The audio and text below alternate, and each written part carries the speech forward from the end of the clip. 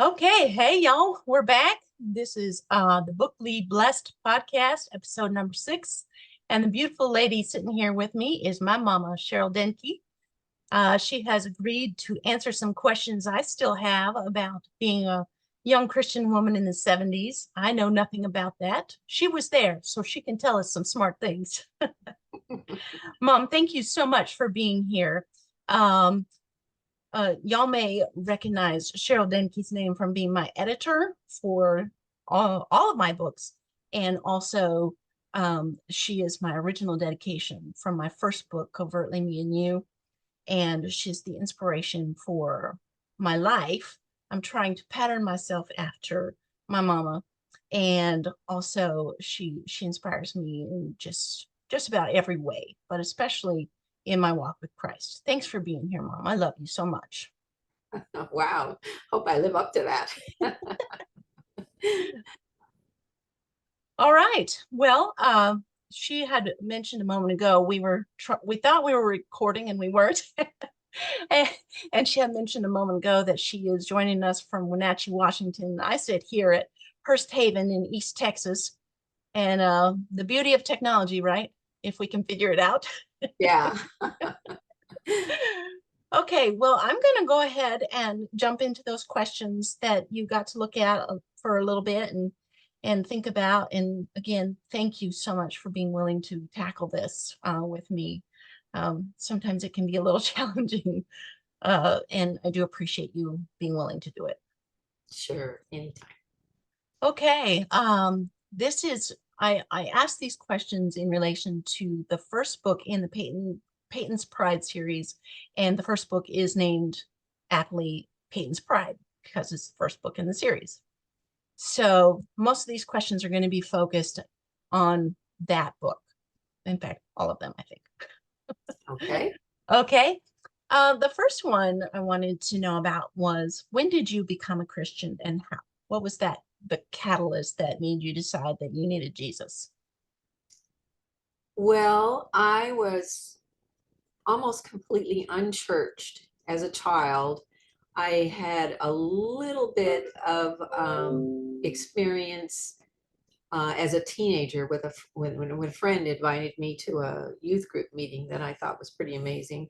And then when I was 20 and expecting my first baby, I believe, or no, after she came, um, we were living in the Midwest. And in the Midwest, what you do on Sundays, you go to church. It doesn't matter whether you have a relationship with the Lord or not, you go to church. That's what you do. So we had been attending a church and we moved to another town, and that the pastor told his friend he better come over to our house and talk to us. So he did. This man, his name was Al, and he talked and talked, and we talked, and we were trying to be friendly and nice, and he just was not leaving until we prayed with him. So finally, we were getting tired. We said, "We'll pray with this man; he'll go away," and that's what happened. So, but the next morning when I woke up, I thought, oh, that didn't mean anything. We were just trying to get rid of him. And then on further thinking, I thought, no, I need God in my life.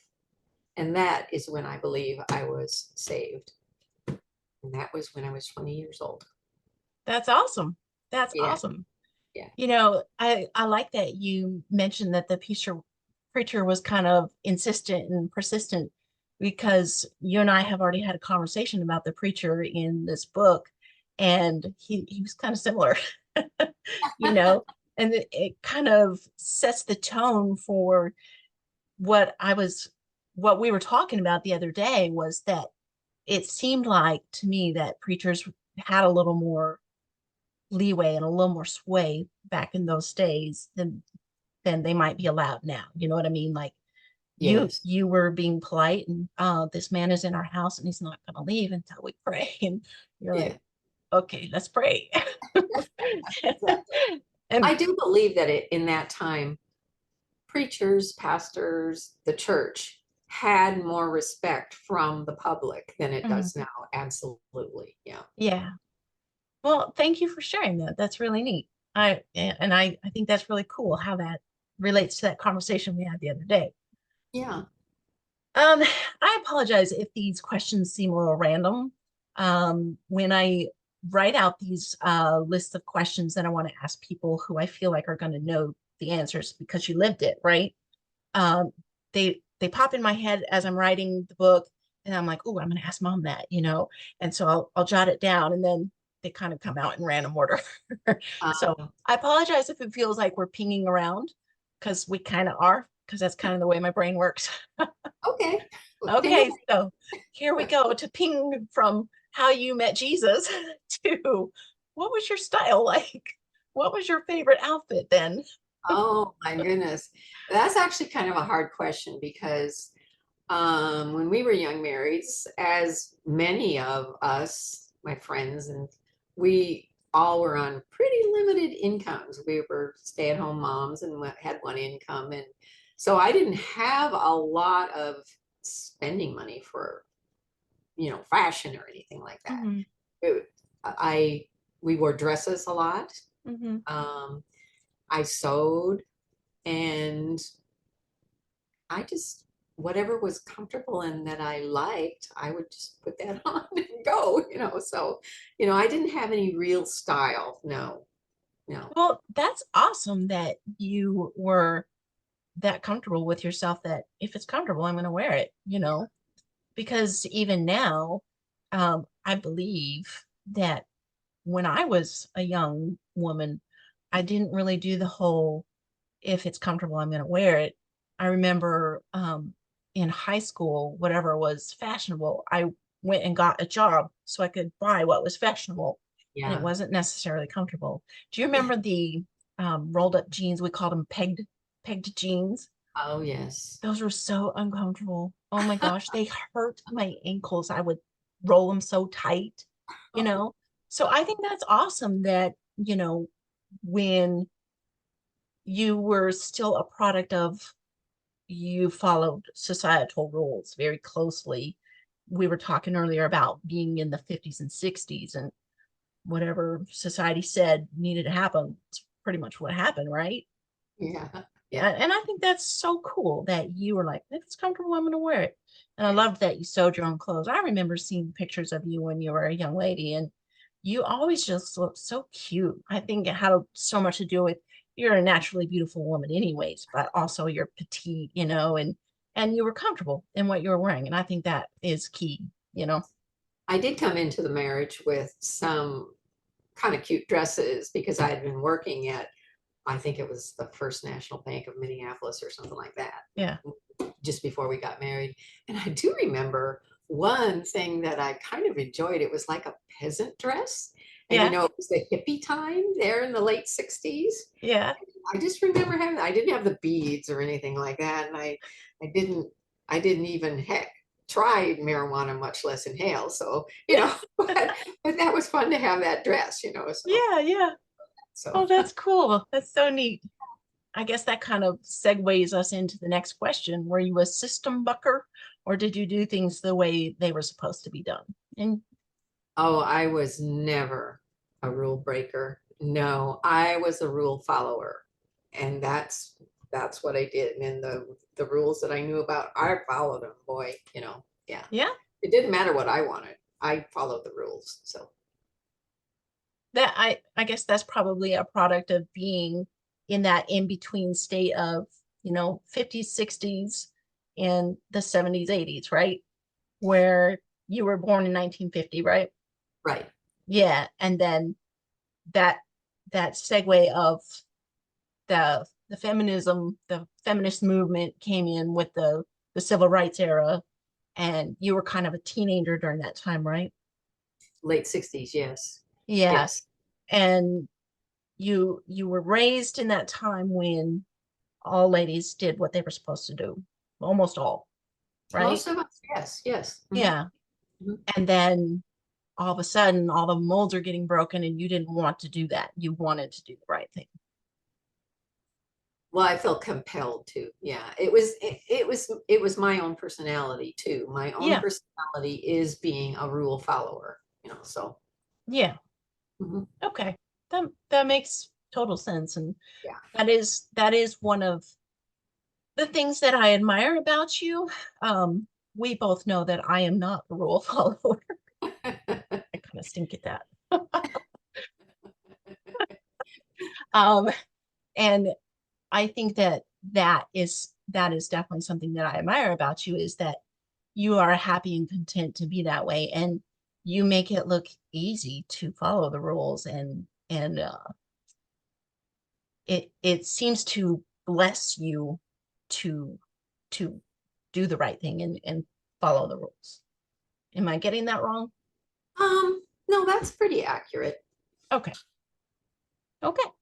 No, and if I say something wrong, feel free to correct me. I'm not trying to be offensive in any way, and I'm not trying to, say any. I want you to understand that I very much admire you and respect you, and I am trying to glean knowledge. Sure. Okay. Okay. And then what kind of things did you do for fun? And I asked that because in this book, the character's name is Elena, and she gets in trouble because she tries to have some fun with her friends, and it backfires badly. So I'm trying to figure out what she might have been doing to have some fun. And you're talking about the 70s now, or Yeah. Yeah. Well, I understand that you were already married in the 70s. uh-huh. Um, but like it would have been actually in 1969 would have been she was in college in 1969 and kind of at the end of the year, and then she ends up in trouble in 1970. So Mm. Well, fun. And hanging out with friends and as an unmarried. In the mhm. 70s, of course, it was whatever we could do as a family. We would go Yeah. camping, in tents and stuff like Yeah. that. Um, Well, Jen was a newborn in bowling. 1970, right? Pardon me? Jen, she was a newborn in 1970. Yes, Yeah. yes. So, yeah. But You as had a, far you had a little minute in 1970 with no baby. as a little bit, yeah. And we couldn't afford much that cost any money. We had drive-in movies, Hmm. like those. I've been to one of those Oh, with you. yeah. Um, things like bowling and going to the lake and stuff like that. Hmm. I didn't swim, but I like to go to the lake with the friends and stuff. So, Hmm. yeah, just kind of ordinary Yeah. fun stuff. Yeah. Did you do much roller skating? No, Okay. I didn't want to That hurt just myself. okay. I got on one of my brother's skateboards once and fell off promptly and hurt myself. So I thought, this is no good. I don't want to do this. Why should we put wheels on our feet I anyways? know. Okay. And then um this is kind of along the same lines, but it's a little bit different. I wanted to ask you what kind of activities did you participate in? And that's all kinds, like, you know, being a young married woman, even, like, of course, you went to the grocery store, like everybody has to eat all the time, no matter what year it is. Yeah. Yeah. Um, so on your average day, what kind of things would you get into?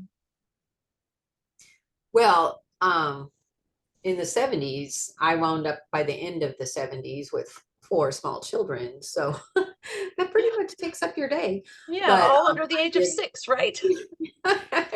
yeah, eight, yeah. Yeah. I did like sewing and reading and just barely getting into a little gardening for personal, things that I like to do. Um, gosh, that was probably all I had time for. Yeah, with 4 little kids, I can imagine. Yeah, yeah.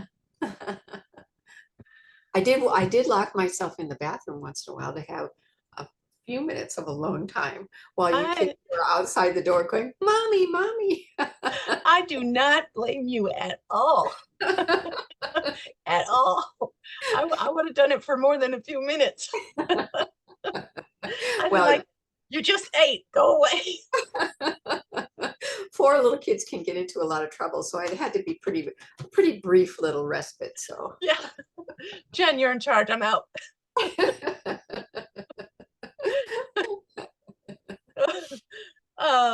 What are some of your favorite personal memories aside from babies and family? I understand that your babies and family in your household took up the majority of your time. yeah, and I was trying to think about the answer to that question in the 70s. And I would say my most favorite memories were, I know God always gave me an ability to really enjoy his natural world that he gave us. And those are probably some of my favorite memories is a beautiful sunset, or, the flowers. I mean, whatever. Those are probably what some of my favorite memories are from that time. Mhm. Okay, that's awesome. That's really cool. Yeah. You know, on a side note, not even related to this at all, but thank you so much for giving all of us an appreciation for nature and God's beauty and just being outside. Thank you for letting me be a wild child and live outside. Well, I appreciate you saying that, because it was always my goal to try to instill that in you kids. And it's really nice to know that sometimes it worked. Absolutely. Well, I mean, Jeff and I for sure, yeah, we need the outdoors and I think we got that from you, definitely. So thank you. That was a Yeah. gift. When I was happy to share. Yes. Absolutely. Um, and then how did you talk? Did you use the jiving, hippie, groovy lingo of the day, or did you talk like you talked your whole life? No, I never got into that that kind of stuff. I always just talk the way I always talk, and I Yeah. guess language and proper language is kind of important to me somehow. So yeah. Yeah. Yeah. I mean, I can, appreciate that a lot because um I don't know. I just talk the way I talk too, but like this girl in the book, I kind of am a little nervous that she might come across as really old fashioned. She's only 21 by the end of the book. She's 18 when we meet her. And I didn't know if I should, and she's foreign. She's not an American, you know. And and so I was kind of afraid that it would come across as her being really like old school, but I felt like the number one that her being from Spain is where she's from would kind of balance that. And I didn't know if I should try and put in some of those, 70s lingo in there because she's a young college student when we meet her. Yeah. But I don't know. I feel like maybe it will be okay if she doesn't know how to talk that jibin language. I don't know what to call it. Yeah. Yeah. I don't know. We'll see. Yeah. Okay. But I just wanted to know if that was like something all the girls were doing, just using all that language of the time. Because Mm, um you read Montana Moon, didn't you? yes. And you remember that one part where the young kid is talking to Penny and he says, "It's been so fire having you here." And she's like, "Is that a good thing?" Because that's like what all the kids are saying right now. Oh yeah. Yeah. And I was even like, oh, because I haven't changed the way I talk, but I'm getting on to be older for young kids. You know? Dang it. So anyway, that's why I asked that question. So and then these might seem like kind of silly questions, but these things get mentioned in the book, and that's why I wanted to ask you if you knew the answer to these next questions. Okay. Like, did most every household have a washing machine and dryer? Did you have that? In the 70s, absolutely. Yeah. Okay. I can remember back in the early 50s when my mom got her wringer washer, and it was so cool. It was great, And I Yeah. even got my fingers caught in the wringer one time, and oh, that really hurts, don't do that. So anyway, but no, in the 70s, we all had our own washer.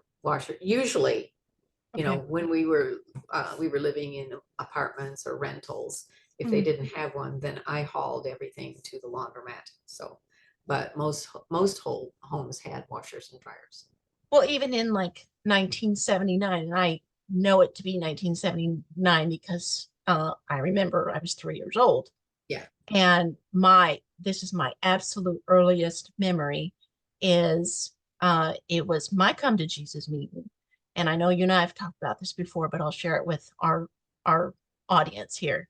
Um, we were sitting on the stairs in the White House. Y'all, we used to live in the White House in Washington State, not DC. Yes. Yes.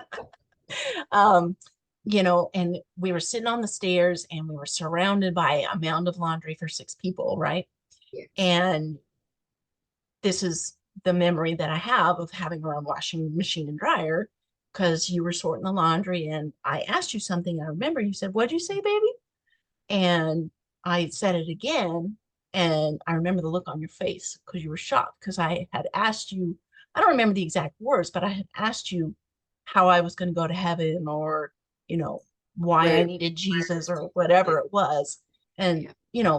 3 years old, some people might argue, but that was the day I got saved at your Uh, knee. So, yes, I remember that. Yeah. yeah. So in 1979, we had our own washing machine and dryer. Yes, we did. And that's where I got washed in the blood of Jesus. Right there in the I got laundry. clean, y'all. Okay. Um, and then was it common for young women to drive in the 70s? Yes, it was common for young women to drive. However, most of us only had one car per household. So if the husband went off to work in the car, you didn't have a car. You just, you stayed home or you walked or whatever. Right. So yes, it was common for women to drive, but we didn't always have a car available to us. Okay, that makes sense. What about the older women? Would they be drivers? Like, did your mom drive? My mother did, yes. I don't remember women older than that because at that time, I believe my mom was in her 50s. And nowadays, that's not considered old, but um, she did, and her friends did. So I imagine even older women did. I don't know for sure. Okay. Because in this book, the main male character's name is Adam, and his mother doesn't drive, and she never did. She got That, married in 1938 when she was older, though, and she had him when she was older. And she never drove, and then her health went away, and her husband passed away suddenly, and her son just took over everything. And mm, then when he goes off to war, Elena steps in and starts handling that. That's why I asked that strange question. I see. Yeah. It is very possible that older women, as in 70s, 80s, 90s, didn't drive at that time. It's very possible that that was kind of rare for a woman, an older woman to be driving. Okay. Okay. Thank you for answering that. Mhm. And then another odder question. Did every household have a vacuum? I believe so. Yes. Yeah, we sure did, didn't we? Yes. Mhm. Okay. Somehow or rather. We couldn't afford a lot, but I I knew we. remember I remember pulling that tank around the house on the wheels and it would run over your foot. Oh, I think we did because at that time, Grandpa Dankeys was a Kirby vacuum salesman. So we yeah. probably had one of those. Probably got a discount, right? Yeah, probably.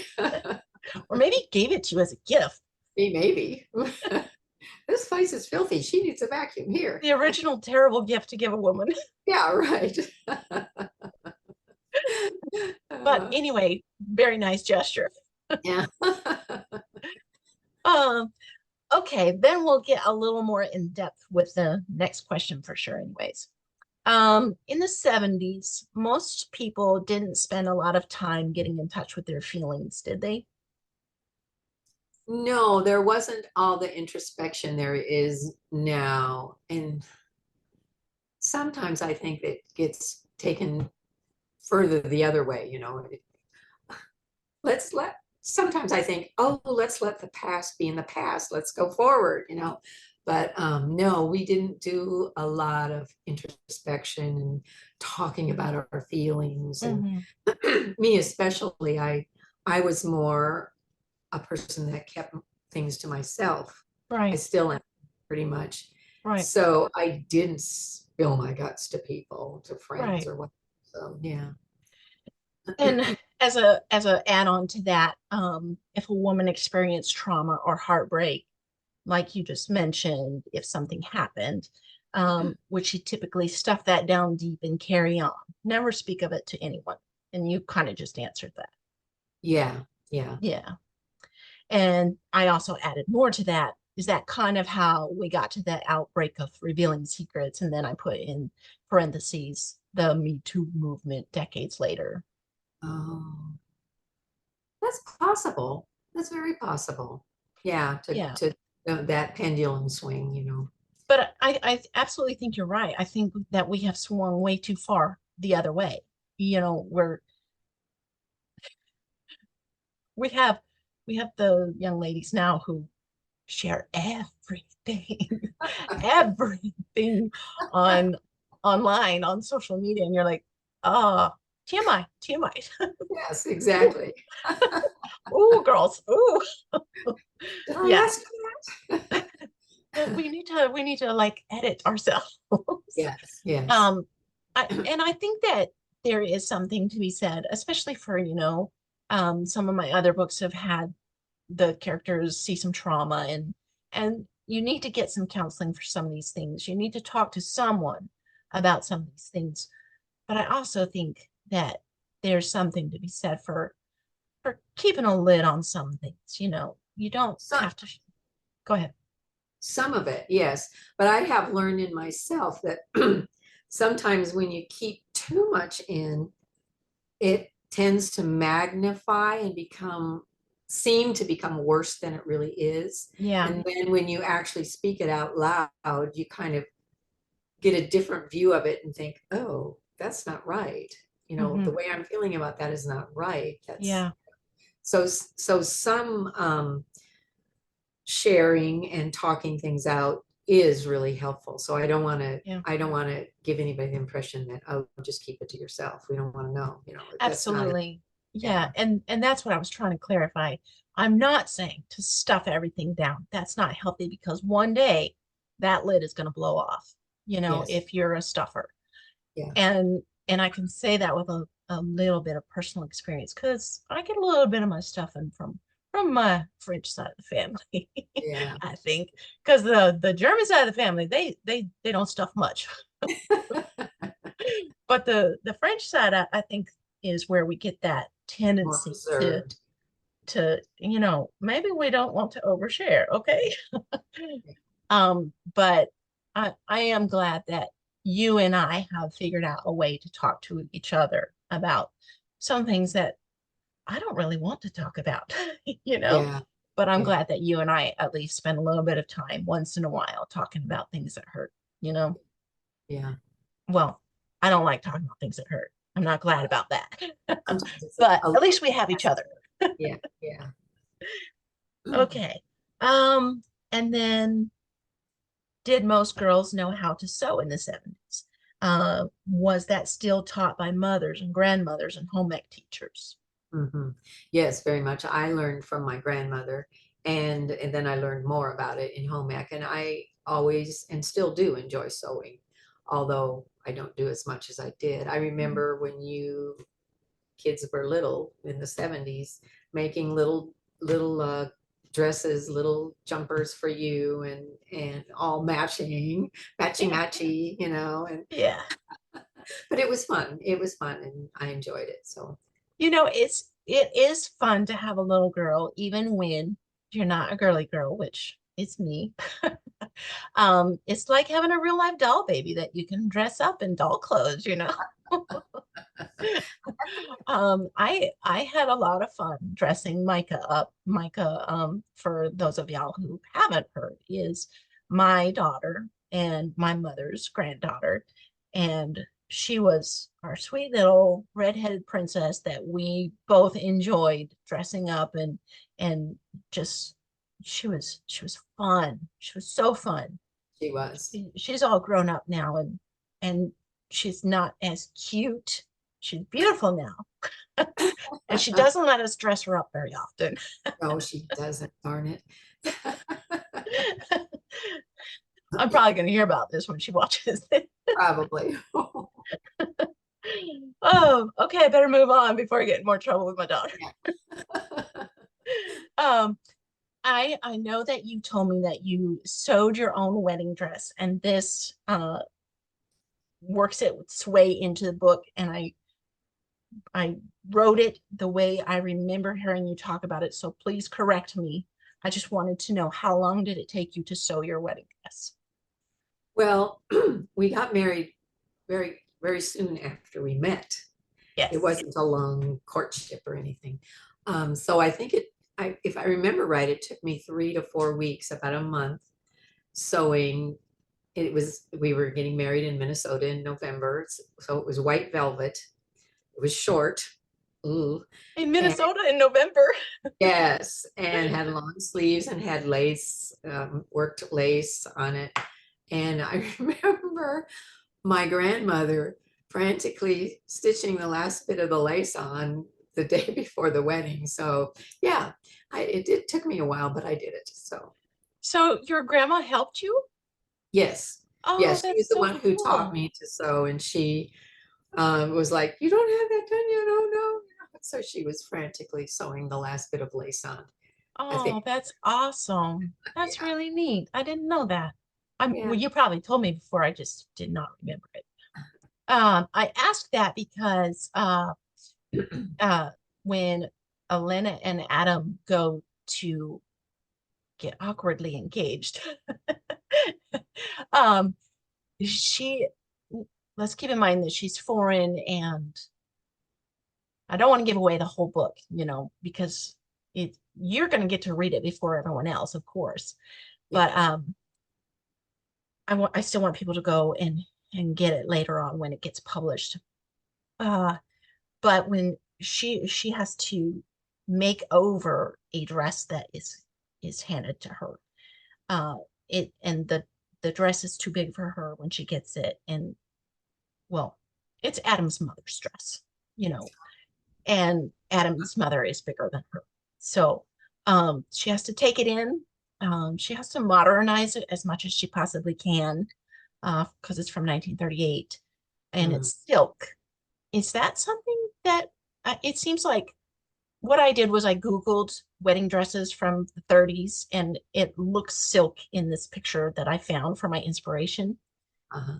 Is that something that if she like literally probably slept like 2 hours, could she have done that in a couple of days? Like taking it in, she takes this wide collar off. Um, she would have to she would have to have sewing knowledge, Of and course she she would does, yeah. have to kind of, in just a couple of days, she would have to work on it almost constantly. She does. Yeah, but it was probably possible for a good seamstress to do that. Yes. Oh, well, I don't know if she's good. She comes from money, so she probably had Um, people to do that for her before. yeah, yeah. I don't know. Well, let's just let that be fiction in the book. Okay. All right. Yes. And then I wanted to ask you, did you do your own hair and makeup for your wedding, or did someone help you? No, I definitely did my own. We didn't have a very uh even then there were fancy weddings. Ours was definitely not fancy. It was Right. a kind of put together quickly, Hmm. and yeah, no, I did my own hair and makeup. Yeah, this Yes. is a very simple wedding. Yes. Yeah, absolutely. And um, very low attendance and just very, this is happening right now.